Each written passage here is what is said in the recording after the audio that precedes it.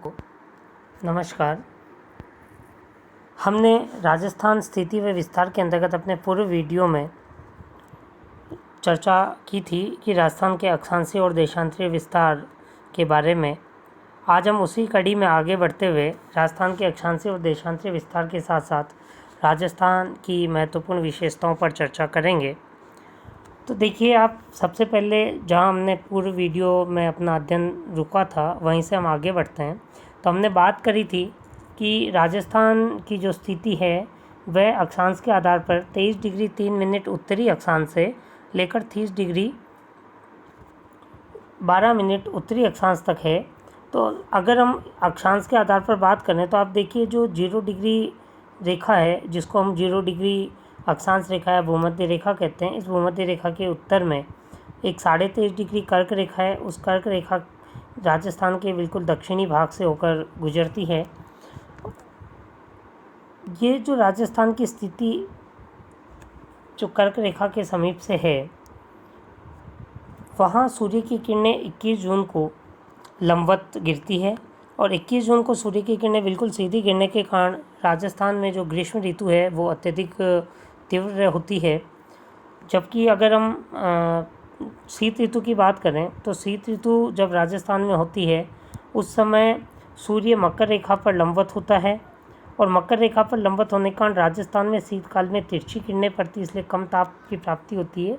इसलिए शीतकाल में तापमान कम मिलने के कारण सूर्य की तिरछी किरणों का गिरना है।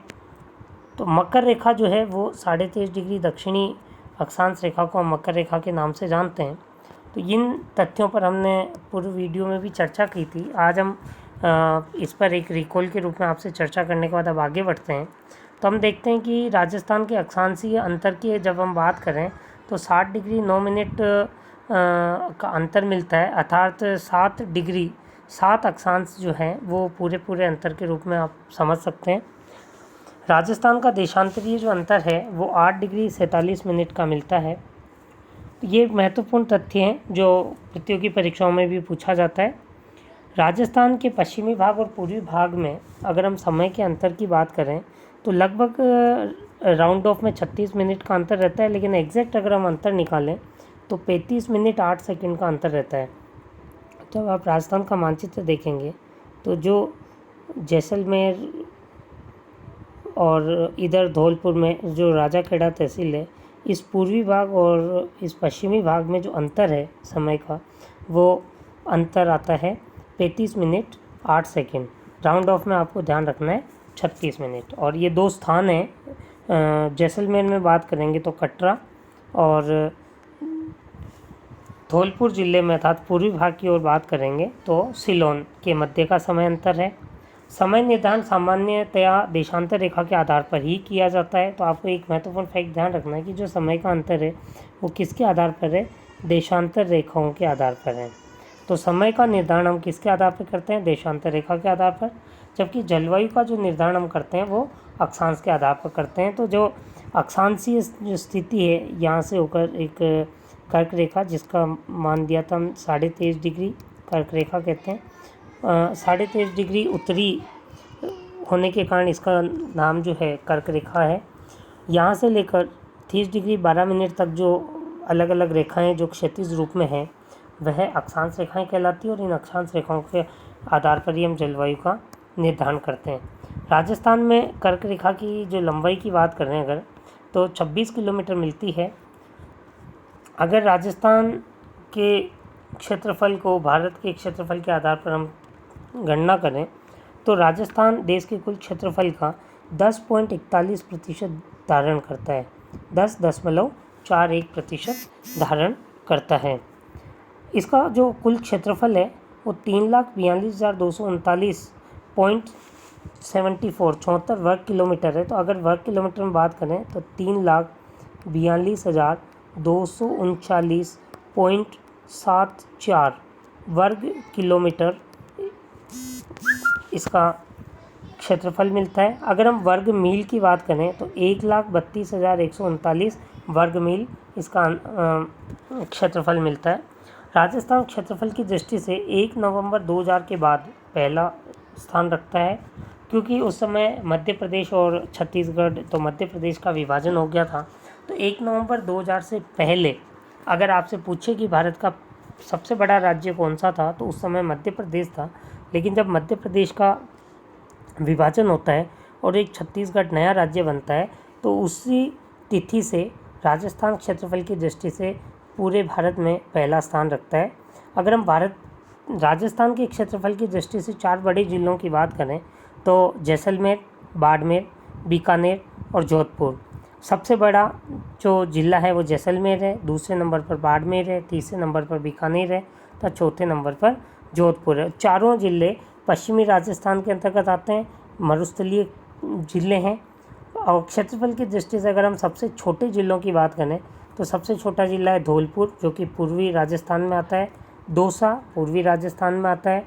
डूंगरपुर दक्षिणी राजस्थान में आता है और प्रतापगढ़ दक्षिणी राजस्थान में आता है। तो आप ये देखिए कि सबसे बड़े जो चारों जिले हैं वो पश्चिमी राजस्थान के हैं।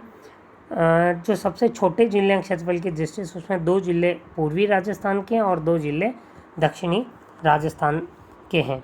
जैसलमेर जिला राजस्थान के कुल क्षेत्रफल का अकेले 11.22% भाग धारण करता है।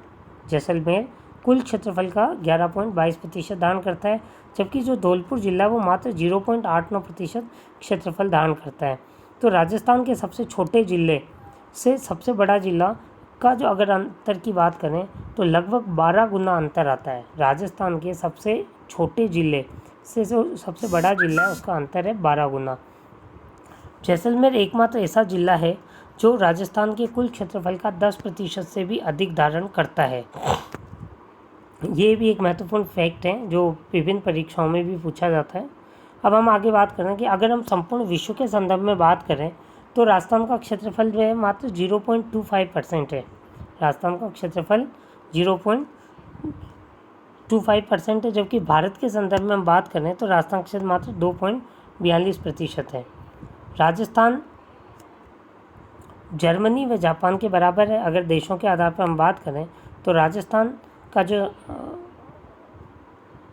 आकार है वो जर्मनी और जापान 2 देशों के बराबर है। इंग्लैंड से राजस्थान 2 गुना बड़ा है, श्रीलंका से 5 गुना बड़ा है, इजराइल से 17 गुना बड़ा है क्षेत्रफल धारण करता है। तो ये एक महत्वपूर्ण फैक्ट ध्यान रखना है आपको कि जर्मनी और जापान के राजस्थान की क्षेत्रफल है। इंग्लैंड से 2 गुना है, श्रीलंका से 5 गुना है, इजराइल से 17 गुना है, अधिक क्षेत्रफल रखता है। राजस्थान की आकृति को हम विषम कोणीय चतुर्भुज या पतंगाकार रोम्बस कहते हैं। रोम्बस जो शब्द है वो एक विद्वान थे T.H. हैंडले, उनके द्वारा इसे रोम्बस नाम दिया गया। तो राजस्थान की आकृति को हम विषम कोणीय चतुर्भुज या पतंगाकार कहते हैं। जो महत्वपूर्ण नाम है रोम्बस, वो देने वाले विद्वान का नाम है T.H. हैंडले। अब एक महत्वपूर्ण फैक्ट्स पर हम चर्चा करेंगे कि देखिए 1956 में जब राजस्थान का गठन पूरा हुआ था उस समय कुल जिलों की संख्या थी 26 और संभाग की संख्या थी 5। वर्तमान समय में जिलों की संख्या है 33 और संभागों की संख्या है 7। तो आपको हमें ये ध्यान होना चाहिए कि जब 1956 में राजस्थान बना तो 26 जिले थे, लेकिन बाद में वर्तमान तक 33 जिलों में कौन कौन से जिले कब कब अस्तित्व में आए, कब कब उनका निर्माण हुआ। तो आप देखिए 27वां जिला जो बनता है वो जिला है धौलपुर। अब यहाँ आपको ध्यान रखना है कि 26वां जिला कौन सा था। तो यहाँ जो 26 जिले थे उसमें से अंतिम जिला था 26वां, वो था अजमेर। अंतिम जिला था वो था अजमेर, जो कि 1956 में ही बन गया था। जिस दिन राजस्थान का गठन पूर्ण हुआ था उसी दिन बना था। अब अगला जो जिला है 27वां जिला धौलपुर, उसका गठन हुआ था 15 अप्रैल 1982 को 1982 को। तो 27वां जिला है धौलपुर। उस समय मुख्यमंत्री थे शिवचरण जी माथुर। 29वां जो जिला है वो बना राजसमंद, उदयपुर से अलग होकर। 28वां जो जिला बना वो 12 कोटा से अलग होकर 9 अप्रैल 1991 को। इस समय भैरव सिंह जी शेखावत मुख्यमंत्री थे। 29वां जो जिला है राजसमंद बना उदयपुर से अलग होकर। इसका गठन भी 9 अप्रैल 1991 को हुआ था। भैरव सिंह जी शेखावत मुख्यमंत्री थे। 30वां जिला जो है दौसा, वो जयपुर से अलग होकर बना था। ये भी 9 अप्रैल 1991 को बनाया गया था। तो यहाँ एक महत्वपूर्ण बात आपको ध्यान रखनी कि 9 अप्रैल 1991 को 3 जिलों का गठन हुआ था, बारां, राजसमंद और दौसा। बारां कोटा से अलग होकर, राजसमंद उदयपुर से अलग होकर और जयपुर से अलग होकर दौसा का गठन किया गया था। तो 28, 29 और 30 जिलों का गठन एक ही तिथि को होता है और उस समय मुख्यमंत्री थे भैरों सिंह जी शेखावत। अगर हम 31वें जिले की बात करें तो गंगागढ़ से अलग होकर हनुमानगढ़ बनाया गया था। इसका गठन 12 अप्रैल 1994 को किया गया था। इस समय भी भैरों सिंह जी शेखावत ही मुख्यमंत्री थे। 32वां जिला जो बना करौली 19 जुलाई 1997 को, इस समय भैरों सिंह शेखावत मुख्यमंत्री थे। 33वां जो जिला बना प्रतापगढ़ 26 जनवरी 2008 को वसुंधरा राजे इस समय मुख्यमंत्री थी। प्रतापगढ़ जिले की एक महत्वपूर्ण विशेषता ये है कि प्रतापगढ़ जिला 3 जिलों को तोड़कर बनाया गया था और उन 3 जिलों के जो नाम हैं उसमें बांसवाड़ा, उदयपुर और चित्तौड़। बांसवाड़ा, उदयपुर, चित्तौड़ को तोड़कर प्रतापगढ़ जिला बनाया गया 33वां जिला। ये बना था 26 जनवरी 2008 को। तो ये जो राजस्थान की एक महत्वपूर्ण तथ्य थे उस पर हमने चर्चा की। अगले वीडियो में हम राजस्थान के जो प्राचीन जो राजस्थान का भूभाग है उसके प्राचीन भौगोलिक नाम क्या क्या थे या उन भौगोलिक क्षेत्रों को प्राचीन काल में किन किन नामों से जाना जाता था उस पर चर्चा करेंगे। तो आप लोग निरंतर हमारे YouTube चैनल के साथ जुड़कर अपना अध्ययन सुचारू रूप से जारी रखें। धन्यवाद।